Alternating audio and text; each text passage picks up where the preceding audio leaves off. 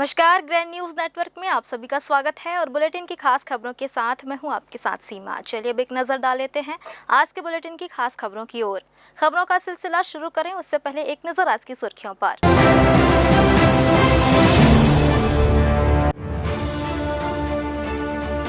Serial killer की तरह vote चोरी कर बनाई गई सरकार, जनता के सामने रखेंगे सबूत, कहा प्रदेश कांग्रेस अध्यक्ष बैज ने।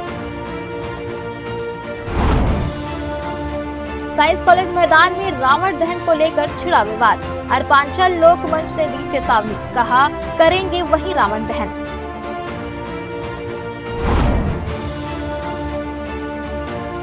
रुपए डबल करने का झांसा देने वाले धोखेबाज को पुलिस ने किया गिरफ्तार, मुख्य आरोपी अभी भी फरार।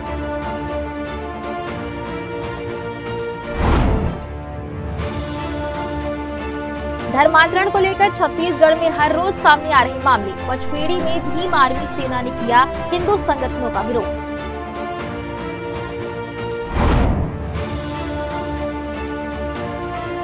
इससे पहले कि मंदिर को संवारा जाता भरभरा कर गिरा, मलबा हटाने पर दिखा शिवलिंग, चोरी की उड़ी थी अफवाह।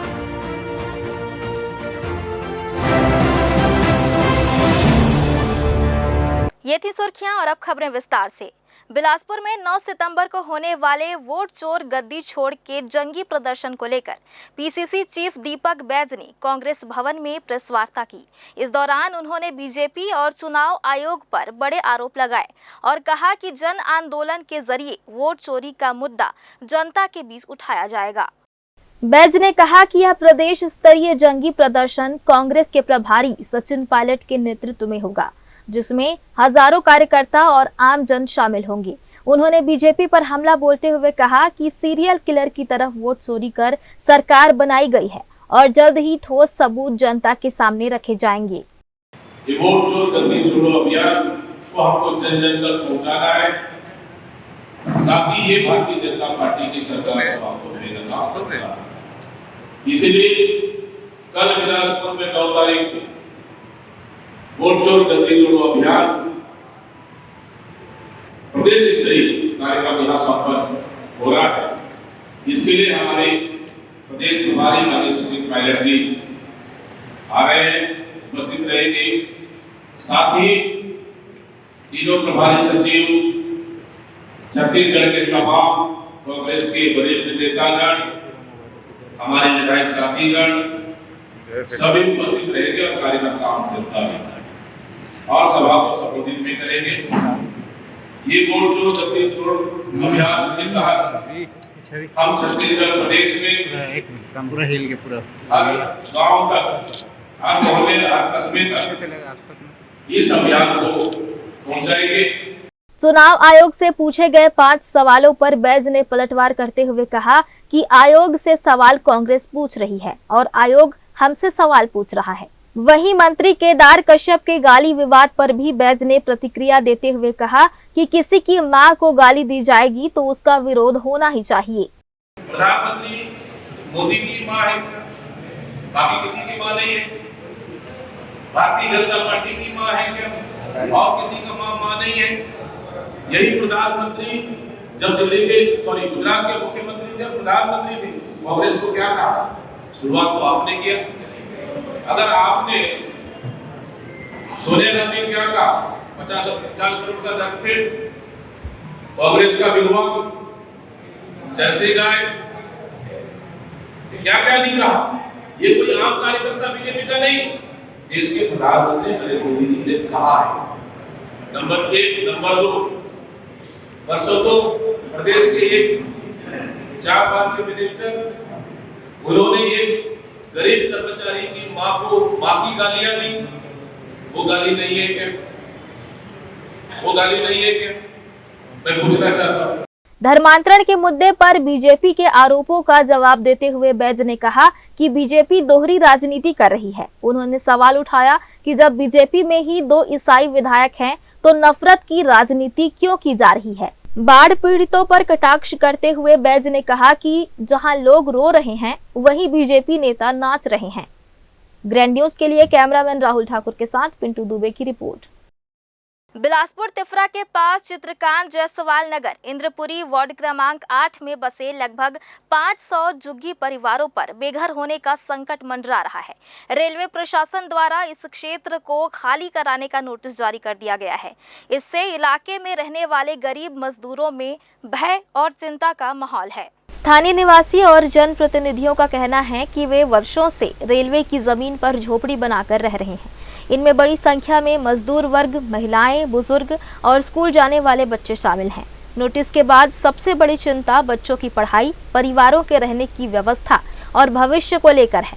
कई स्थानीय लोगों ने मिलकर आज जिला कलेक्टर को आवेदन सौंपा और निवेदन किया कि झुग्गियों के टूटने की स्थिति में उन्हें वैकल्पिक आवास की व्यवस्था दी जाए। हम लोग आवास मांगने के लिए आए हैं कलेक्टर साहब को से और निवेदन देने के लिए, और हम लोग बिल्हा विधानसभा क्रमांक 29 के में तिफरा वार्ड क्रमांक 8 चित्रकांत जायसवाल नगर निगम में रहते हैं, जो रेलवे भूमि में रहते हैं हम लोग। तो रेलवे में जो है गवर्नमेंट हम लोगों को खाली करने का आदेश जारी किया है, इसलिए हम क्षेत्रीय विधायक जी धर्मलाल कौशिक जी के पास भी गए थे, और आज हम सोच लें कि हमारी दुख को दूर करने के लिए कलेक्टर साहब भी हमारी मदद कर दें, कहीं न कहीं हम लोगों को बेघर लोगों को आवास देने की महान कृपा करें। इस मुद्दे को लेकर के हम लोग सब आए हैं। कितने लोग रहते हैं वहाँ? और वहाँ करीब 500 कच्ची मकान बना करके लोग रहते हैं और वहीं अपनी जीवन यापन करते हैं, क्योंकि सब बहुत लोग को तो गांव में घर न खार में खेत, किसी के पास भूमि नहीं है। गरीबी में बेरोजगारी होने के कारण इन लोग कहीं भी अपनी आवास का व्यवस्था नहीं कर पाए हैं। कितने साल हो गए वहाँ? वहाँ 35 से 40 साल करीब हो गया है, हमको आवास नहीं मिला है और नोटिस दी गई है रेलवे सरकार की ओर से, और हम अपने स्टेट गवर्नमेंट से लड़ रहे हैं कि भाई हमको कहीं ना कहीं आवास दे दिया जाए, क्योंकि हमारे पास कोई ऐसी सुविधा नहीं है, ना हमारे पास कोई स्थायी रोजी रोटी है, ना हमारी कोई नौकरी है। आप बताइए हम किस आधार पे आजकल महंगाई के ज़माने में कहीं भी 2 डिसमिल 1 डिसमिल की जगह लेना दिक्कत हो रहा है। नोटिस जो दिया है उसका ये तो हमारी ये समस्याओं का समाधान कलेक्टर साहब, क्षेत्रीय विधायक साहब, सीएम साहब ये मिलजुल कर हमारी तकलीफ़ को दूर कर दें तो बड़ा हम पे एहसान होगा, और ये हमारा अधिकार भी बनता है। रेलवे के ज़मीन में हैं और हम लोगों को घर का नोटिस दे दिए गए हैं कि 15 दिन में टूटेगा बोल के। तो हम लोग विधायक के पास गए हैं, तो विधायक जी हम लोगों को आश्वासन दिया है कि अभी नहीं टूटेगा घर, लेकिन रेलवे वाला नहीं मान रहे हैं। तो हम लोगों को ये कलेक्टर के पास आना पड़ रहा है। इंद्रपुरी क्रमांक नंबर 8 चित्रकांत जायसवाल नगर है, जायसवाल नगर तिफरा है धर्मलाल कौशिक के पास गए थे। पीड़ितों ने स्पष्ट कहा कि उनके पास ना तो जमीन है, ना ही इतना पैसा कि वे प्लॉट खरीद सकें। ऐसे में अगर प्रशासन उन्हें हटाता है तो वे खुले आसमान के नीचे रहने को मजबूर हो जाएंगे। अब देखना होगा कि जिला प्रशासन इस गंभीर मानवीय मुद्दे पर क्या कदम उठाता है। ग्रैंड न्यूज के लिए कैमरामैन गोलू कश्यप के साथ राकेश मिश्रा की रिपोर्ट। जनपद पंचायत मस्तूरी एवं तहसील पचपेड़ी के अंतर्गत ग्राम पंचायत धनगवा, पकरिया एवं भगवान पाली के सैकड़ों किसान आज अपनी समस्या को लेकर कलेक्टर कार्यालय पहुंचे।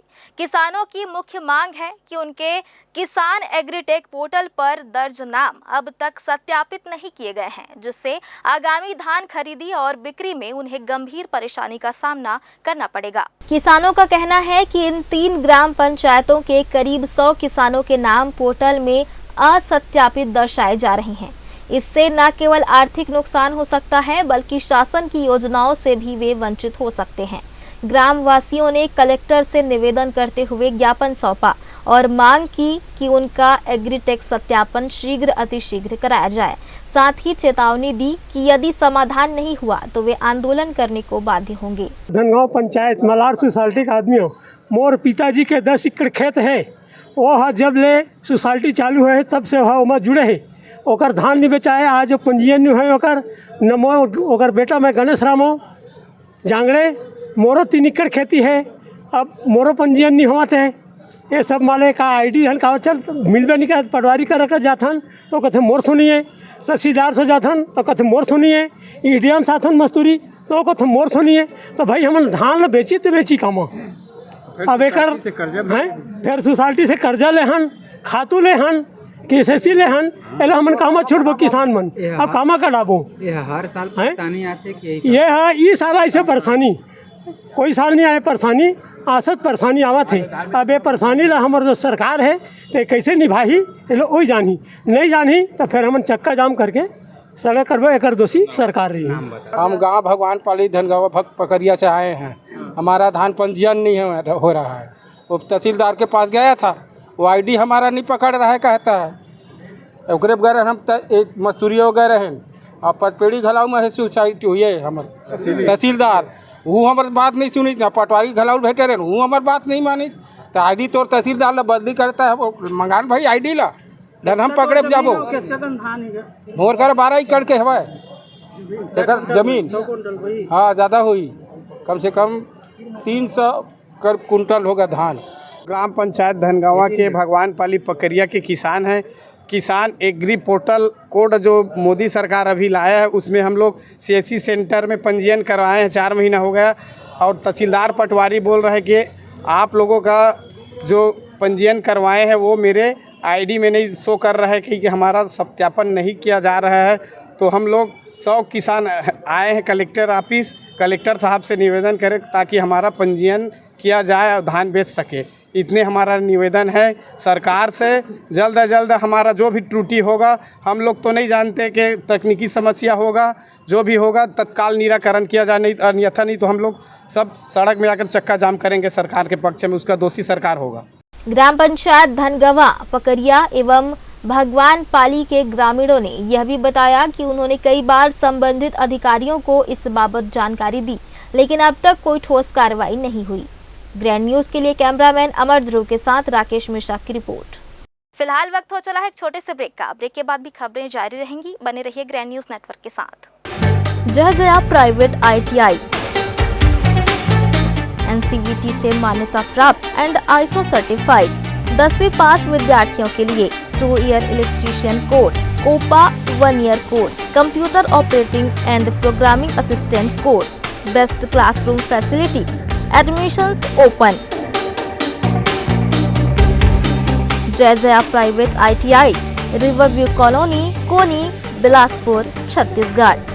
ब्रेक के बाद आप सभी का स्वागत है। बिलासपुर से इस बार दशहरा पर्व पर रावण दहन को लेकर बड़ा विवाद खड़ा हो गया है।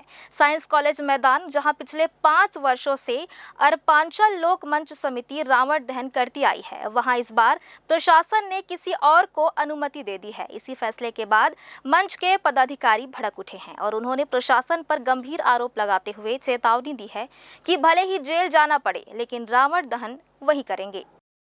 बिलासपुर की न्यायधानी में दशहरा पर्व का जश्न इस बार विवादों में घिर गया है। सरकंडा स्थित साइंस कॉलेज मैदान, जो अर्पांचल लोक मंच समिति के आयोजनों का केंद्र रहा है, वहां इस बार प्रशासन ने आयोजन की जिम्मेदारी किसी और को सौंप दी है। समिति का कहना है कि पिछले 5 वर्षों से यही परंपरा निभाई जा रही थी, लेकिन इस बार उनका आवेदन नजरअंदाज कर दिया गया। समिति के अध्यक्ष सिद्धांशु मिश्रा ने प्रेस वार्ता कर प्रशासन और पुलिस पर दबाव में काम करने का आरोप लगाया है। देखिए, अर्पांचल लोक मंच एवं सर्व हिंदू समाज आज यहाँ पर प्रेस कॉन्फ्रेंस लेने की आवश्यकता इसलिए पड़ी क्योंकि हम सब आपसी समरसता से, आपसी भाईचारे के साथ विगत 5 वर्षों से साइंस कॉलेज मैदान में दशहरा मनाते आ रहे हैं। और इस बार साइंस कॉलेज की समिति ने और नगर निगम ने और पुलिस प्रशासन ने किसी एक अन्य व्यक्ति को, जो क्षेत्र का है ही नहीं, जिसका इस पूरे क्षेत्र से कोई लेना देना ही नहीं है, किसी के संरक्षण में, किसी राजनीतिक दबाव में उसको अनुमति दी है।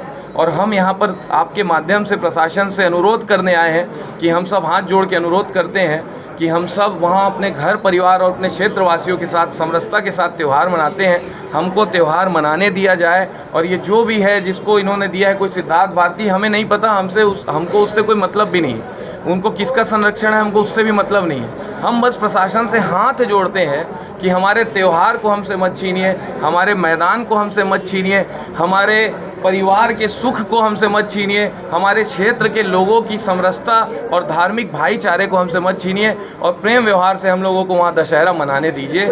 यदि हमको 48 घंटे के भीतर प्रशासन नहीं देता है अनुमति तो हम उग्र आंदोलन करेंगे। और वो आंदोलन, मैं वापस आपको बोल रहा हूँ, वो बहुत बड़ा आंदोलन होगा। होगा, परंतु ये हम सब के लिए शर्म की बात होगी यदि दशहरा मनाने के लिए, एक धर्म के कार्यक्रम के लिए, राम जी का नाम लेने के लिए भी अगर हम सबको आंदोलन करना पड़े तो ये बिलासपुर शहर, बिलासपुर जिले के लिए मेरे ख्याल से और हम सब के लिए शर्म की बात होगी। सिद्धांशु मिश्रा ने साफ कहा कि भले ही जेल जाना पड़े लेकिन रावण दहन वही होगा। उन्होंने चेतावनी दी कि आवश्यकता पड़ी तो न्यायालय जाएंगे और विधायक सुशांत शुक्ला से भी मुलाकात करेंगे। सिद्धांशु मिश्रा ने इसे लोकतांत्रिक अधिकारों का हनन बताया और सवाल उठाया कि जब एक आवेदन पहले से लिया गया था तो कॉलेज प्रबंधन ने दूसरा आवेदन क्यों स्वीकार किया। अब सबकी निगाहें प्रशासन के फैसले पर टिकी है। क्या परंपरा को कायम रखा जाएगा या इस बार मैदान में नए आयोजनकर्ता को कमान दे दी जाएगी। ग्रैंड न्यूज के लिए कैमरामैन राहुल ठाकुर के साथ पिंटू दुबे की रिपोर्ट। राष्ट्रीय स्वास्थ्य मिशन के कर्मचारियों की हड़ताल का सोमवार को 22वां दिन था। हड़ताल स्थल कोन्हेर गार्डन नेहरू चौक पर कर्मचारियों की भीड़ जुटी रही। संगठन के पदाधिकारियों ने पूर्व विधानसभा अध्यक्ष और वर्तमान बिल्हा विधायक धर्मलाल कौशिक से मुलाकात की और अपनी मांगों से संबंधित ज्ञापन सौंपा। विधायक ने शासन से बातचीत कर उचित कार्रवाई करने का आश्वासन दिया। इस दौरान कर्मचारियों द्वारा छत्तीसगढ़ी लोक नृत्य और सुआ गीत पर अपनी प्रस्तुति दी गई ताकि शासन का ध्यान आकर्षित किया जा सके। हड़ताल के चलते जिला अस्पताल, सभी पीएचसी, सीएचसी और अन्य स्वास्थ्य केंद्रों में स्वास्थ्य सेवाएं ठप हो गई हैं। कार्यकारी प्रांताध्यक्ष श्री श्याम मोहन दुबे ने कहा कि पिछले विधानसभा चुनाव में संविदा स्वास्थ्य कर्मचारियों ने भाजपा को पूर्ण समर्थन दिया था, जिसके परिणाम स्वरूप कांग्रेस को हार का सामना करना पड़ा। उन्होंने आशा व्यक्त की कि भाजपा अपने विश्वास को बनाए रखेगी और नियमितीकरण की मांग को पूरा करेगी। हड़ताल जारी रहने तक आंदोलन के अगले चरणों के तहत जल सत्याग्रह की योजना बनाई गई है। बिलासपुर में गणेश चतुर्थी उत्सव का समापन धूमधाम और भक्ति भाव के माहौल के बीच संपन्न हुआ। सिरगिट्टी वार्ड क्रमांक 10 में यादव परिवार द्वारा पिछले 25 वर्षों से निरंतर आयोजित हो रहे गणेश उत्सव में इस बार भी 11 दिनों तक सांस्कृतिक और धार्मिक कार्यक्रमों की श्रृंखला चली। भगवान गणेश की लीलाओं पर आधारित नाट्य मंचन, भजन कीर्तन, रामायण पाठ और रंगोली प्रतियोगिता जैसे आयोजन विशेष आकर्षण बने, जिनमें हर आयु वर्ग के श्रद्धालुओं ने बढ़ चढ़कर हिस्सा लिया। समापन अवसर पर यादव परिवार द्वारा विधि विधान से प्रतिमा का पूजन करने के बाद भव्य विसर्जन यात्रा निकाली गई। ढोल ताशों और नगाड़ों की गूंज, महिलाओं और युवाओं के नृत्य और बप्पा मोरिया के जयकारों के बीच श्रद्धालुओं ने गजानन को विदाई दी। इस अवसर पर बड़ी संख्या में श्रद्धालु शामिल हुए और विश्वास जताया कि अगले वर्ष फिर बप्पा घर घर विराजेंगे और भक्तों की मनोकामनाएं पूर्ण करेंगे।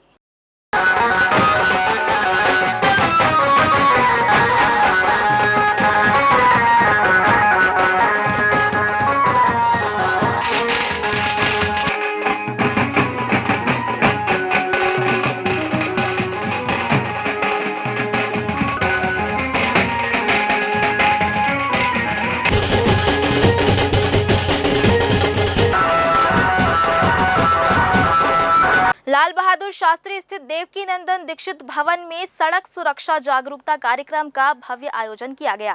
इस कार्यक्रम में जिले भर से बड़ी संख्या में छात्र छात्राओं ने हिस्सा लिया। आयोजन का मुख्य उद्देश्य विद्यार्थियों को सड़क सुरक्षा के प्रति जागरूक करना और ट्रैफिक नियमों के पालन के लिए प्रेरित करना था।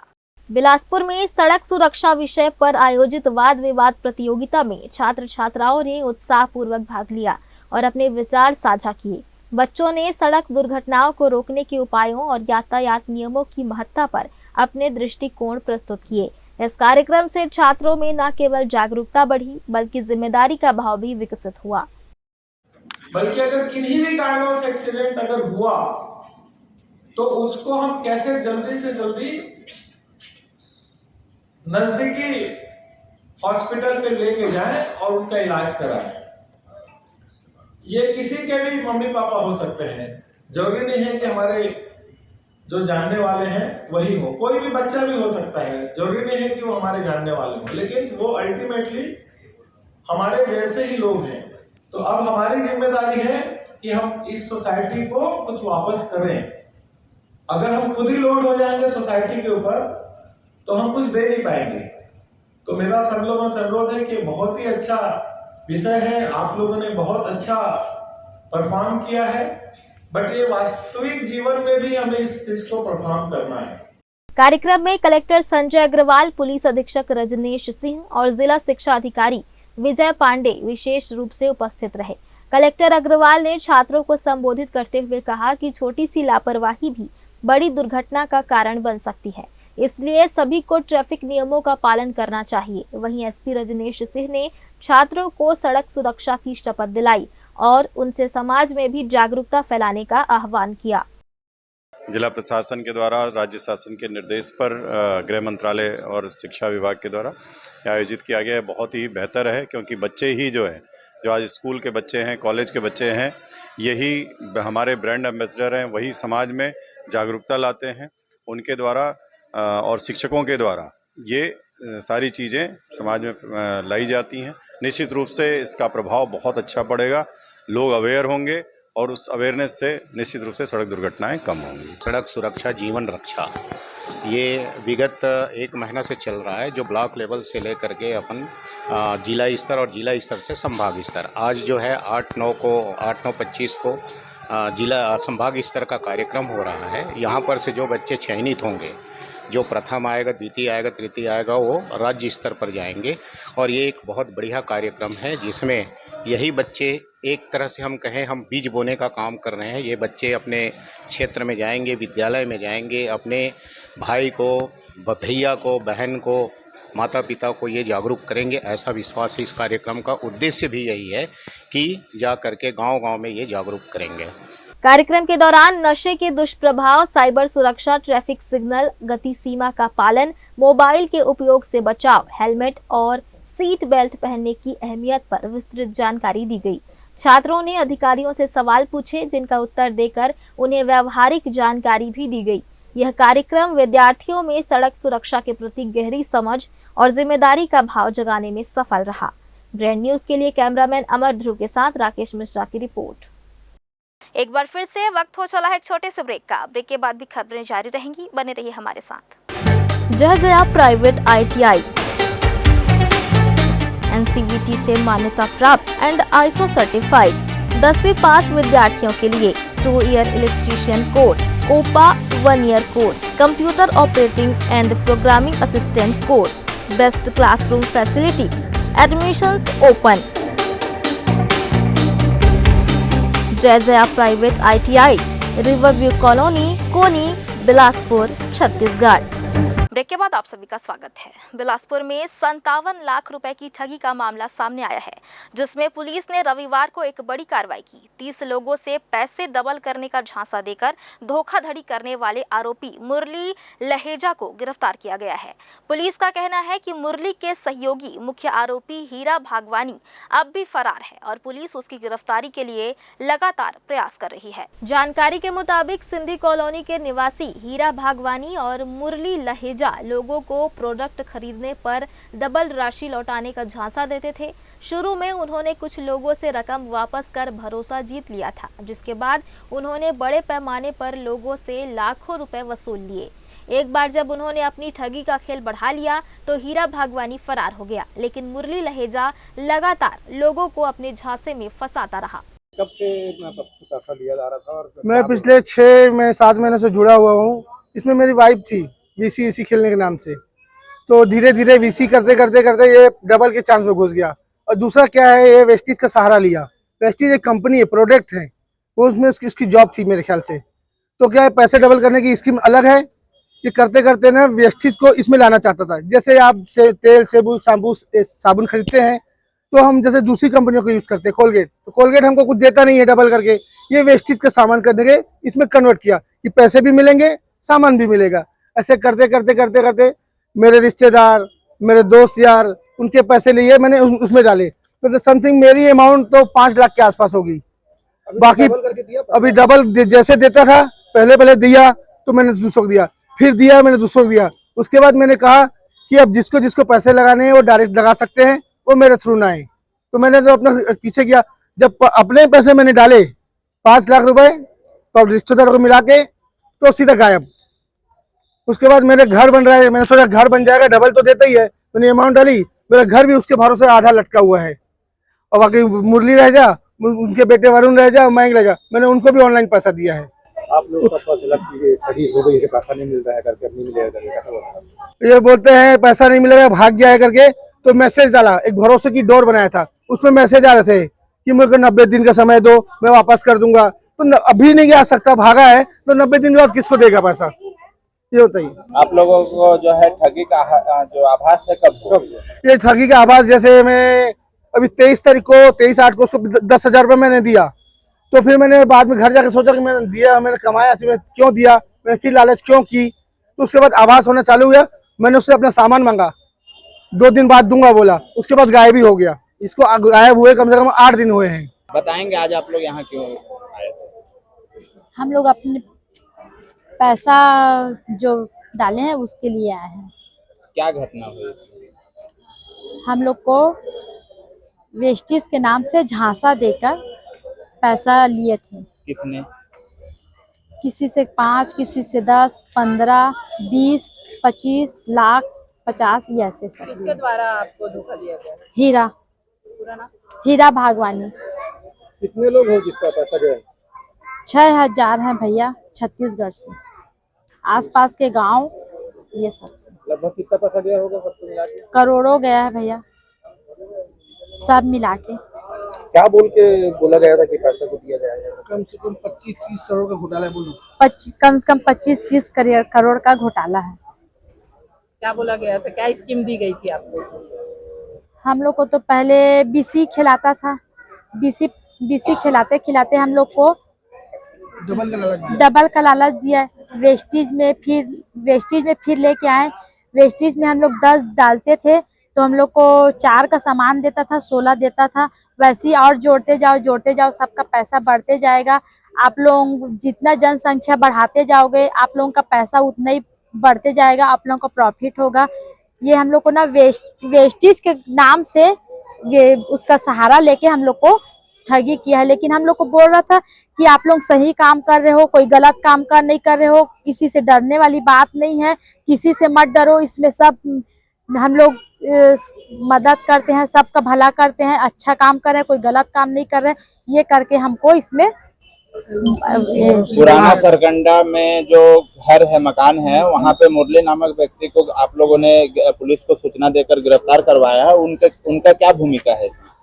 वो हम लोग जैसे पैसा ट्रांसफर करते थे तो मुरली और हीरा भागवानी है, उनकी हीरा भागवानी की पत्नी है जो नायरा भागवानी है, वो एक दूसरे के जैसे कभी कभी तो जरिए ना हम लोग ऑनलाइन पेमेंट करते थे तो कभी मुरली अपने बेटे का स्कैनर या मोबाइल नंबर देता था, उसी में हम लोग फोन पे करते थे। तो हम लोग फोन पे किए ना, तो कल उसको फोन किए मुरली के नंबर से फोन लगाया ना, कल लगा उनका फोन, उनका बेटा वरुण लहेजा, उनका नंबर था, फोन पे करते हैं उसमें वरुण लहेजा, उसको फोन किए कि आपके नाम से हम फोन पे किए हैं और हमारा पैसा इसी में है, तो FIR दर्ज करेंगे ऐसे करके।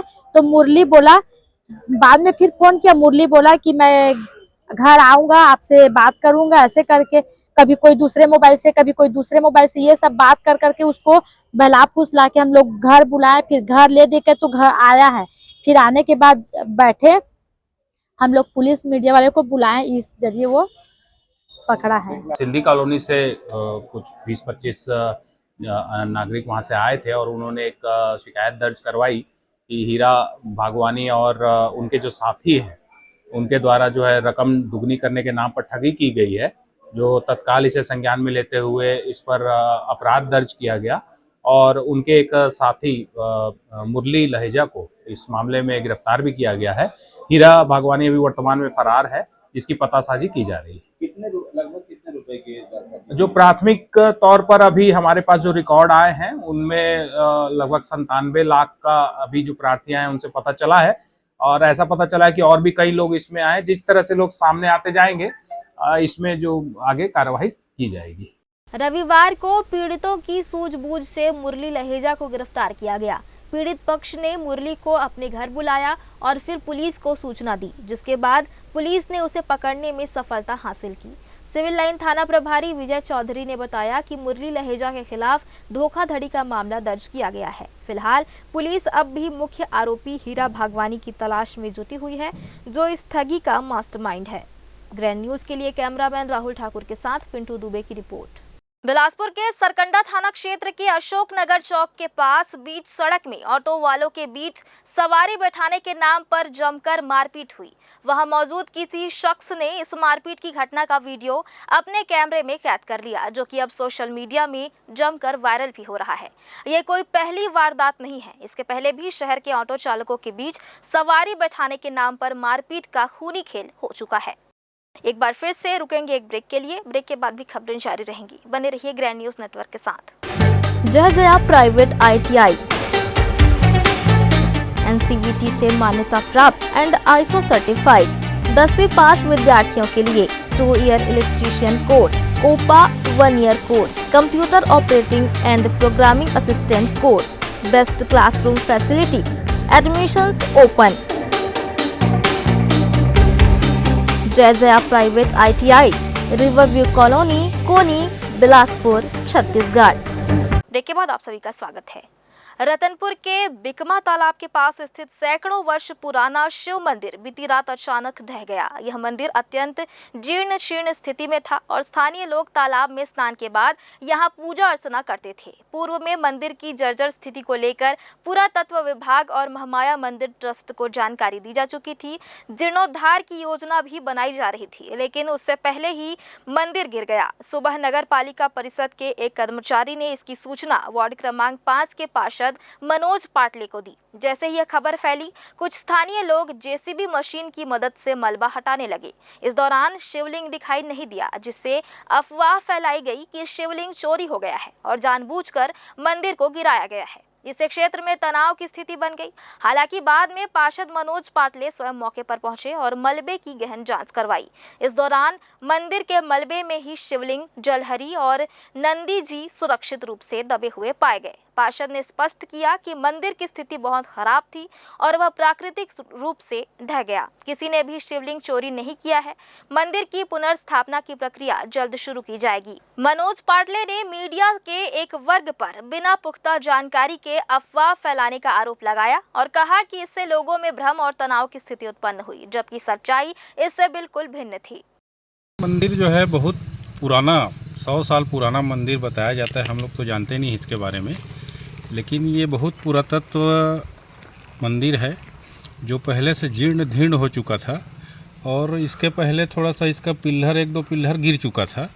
इसकी जानकारी हम लोग पुरातत्व विभाग को दिए, नगर के महामाया ट्रस्ट को भी दिए, तो उनके द्वारा कहा गया कि भाई हम लोग इसका जीर्णोद्धार करवाएंगे। और बीच में जब मंदिर गिरा, अभी 7 तारीख को रात को गिरा, सुबह एक नगर पालिका का कर्मचारी आया का नल चालू करने के लिए। उसके द्वारा मेरे को फ़ोन किया गया, तो सूचना दिया गया कि भैया वो मंदिर जो है गिर गया है। तो लोग जेसीबी लेके आए और मलबा को हटाए, तो हमको जो शिवलिंग था उसमें स्थापित, वो दबा हुआ था, वो नहीं दिख पाया किसी को। तो लोगों को ये लगा कि शिवलिंग को कोई चोरी करके ले गए हैं, मंदिर को गिरा दिए हैं। मंदिर को कोई गिराए नहीं है, मंदिर अपने आप से गिरा हुआ है।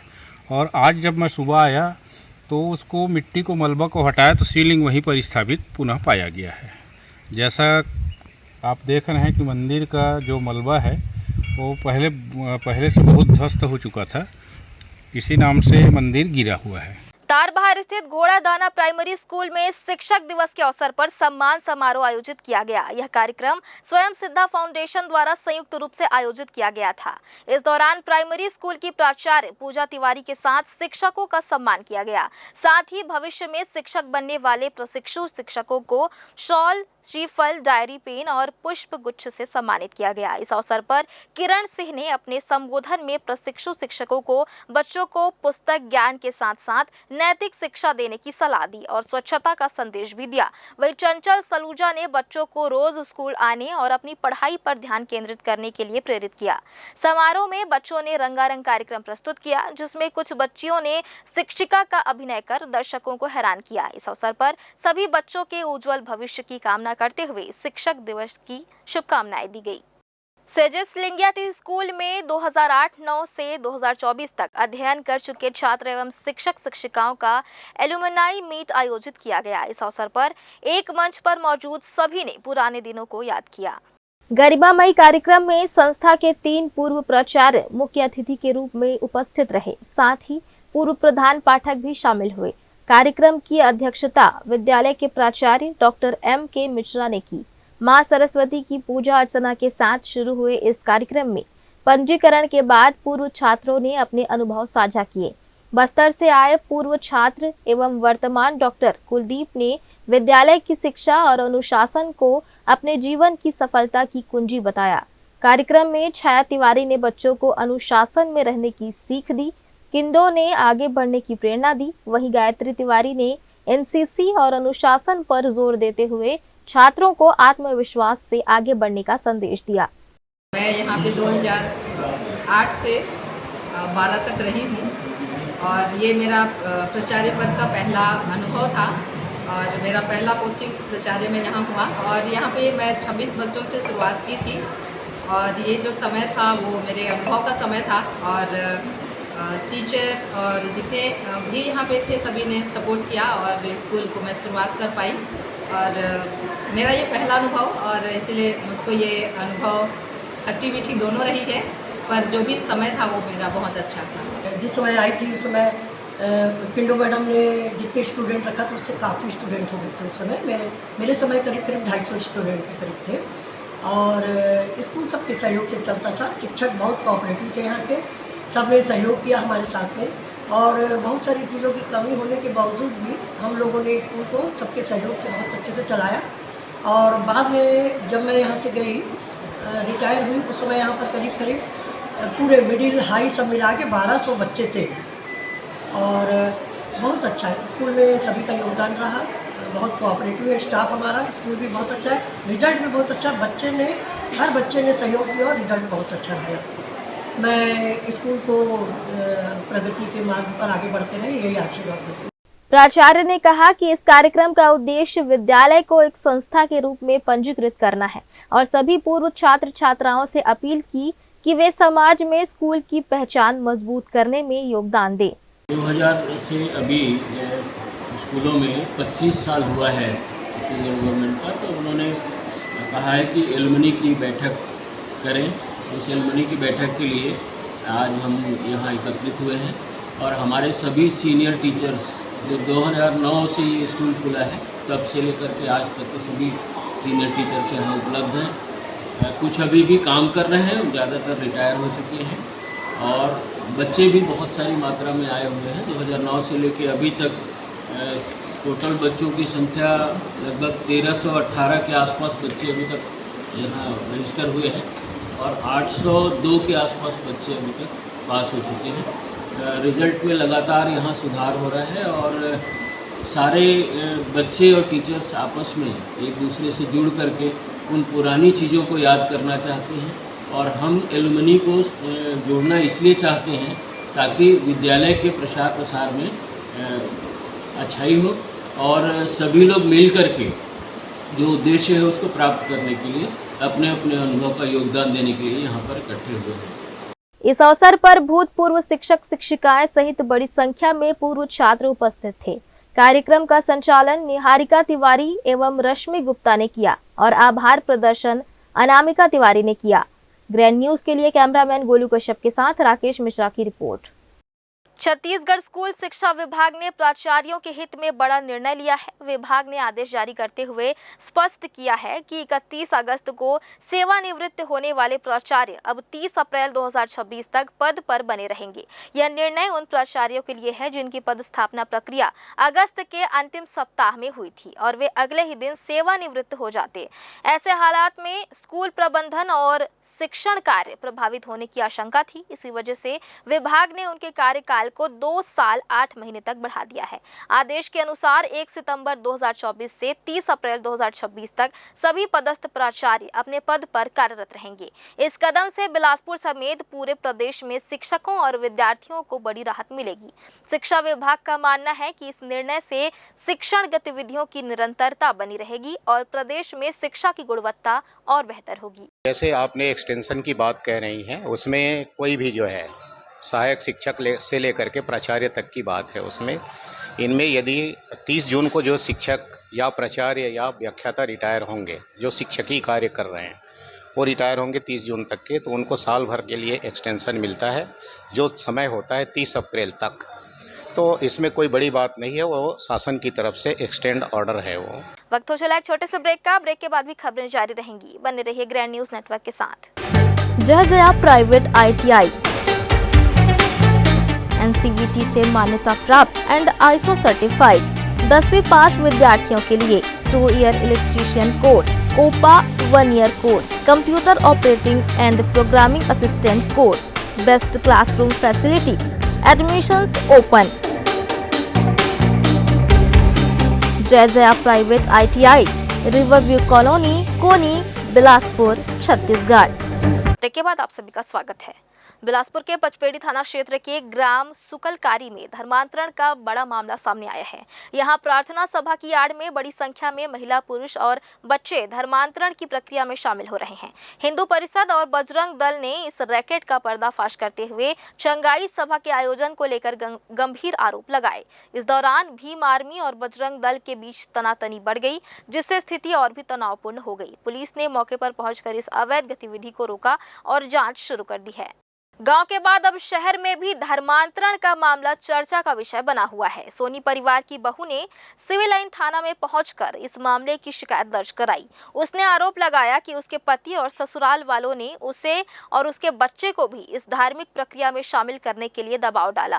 पुलिस ने इस मामले में जांच शुरू कर दी है और फिलहाल किसी आरोपी की गिरफ्तारी नहीं हुई है। मामले की गंभीरता को देखते हुए प्रशासन इस मामले को जल्द सुलझाने की दिशा में आगे बढ़ गया है।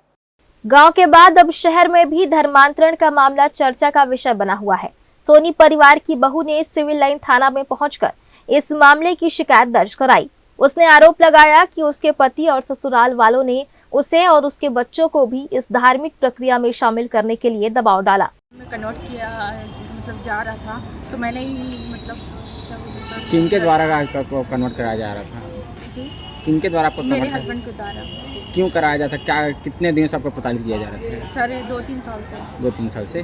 क्या करते हैं आपके पति? जी, वो फेरी करते हैं। तो क्या कभी आपको जो ईसाई समुदाय का जो है चर्च कभी लेके गए हैं क्या? जी, लेके गए हैं। क्या कहते थे आपको?